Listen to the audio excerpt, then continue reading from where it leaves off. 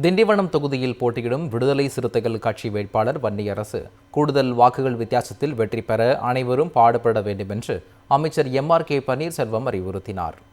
விழுப்புரம் மாவட்டம் திண்டிவனம் சட்டமன்ற தொகுதியில் மதச்சார்பற்ற முற்போக்கு கூட்டணி சார்பில் விடுதலை சிறுத்தைகள் கட்சி வேட்பாளர் வன்னியரசு பானை சின்னத்தில் போட்டியிடுகிறார். வேட்பாளர் வன்னியரசுவை ஆதரித்து திமுக கவுன்சிலர்கள் மற்றும் நிர்வாகிகள் ஆலோசனைக் கூட்டம் திண்டிவனத்தில் நடைபெற்றது.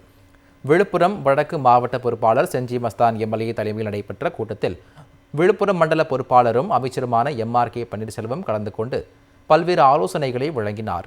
அப்போது வேட்பாளர் வன்னியரசு கூடுதல் வாக்குகள் வித்தியாசத்தில் வெற்றி பெற அனைவரும் கடுமையாக உழைக்க வேண்டும் என்று வலியுறுத்தினார். இதனைத் தொடர்ந்து செஞ்சி மஸ்தான் மற்றும் முன்னாள் ஒன்றிய அமைச்சர் செஞ்சி ராமச்சந்திரன் உள்ளிட்டோர் வீடு வீடாக சென்று பானை சின்னத்திற்கு வாக்கு சேகரித்தனர். திராவிட மாடல் அரசின் சாதனைகளையும் அப்போது எடுத்துரைத்தனர்.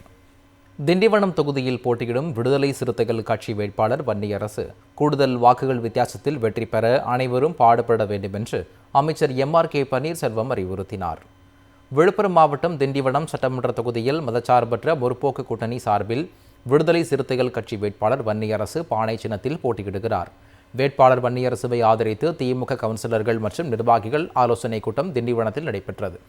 விழுப்புரம் வடக்கு மாவட்ட பொறுப்பாளர் செஞ்சி மஸ்தான் எம்எல்ஏ தலைமையில் நடைபெற்ற கூட்டத்தில் விழுப்புரம் மண்டல பொறுப்பாளரும் அமைச்சருமான எம்.ஆர்.கே. பன்னீர்செல்வம் கலந்து கொண்டு பல்வேறு ஆலோசனைகளை வழங்கினார்.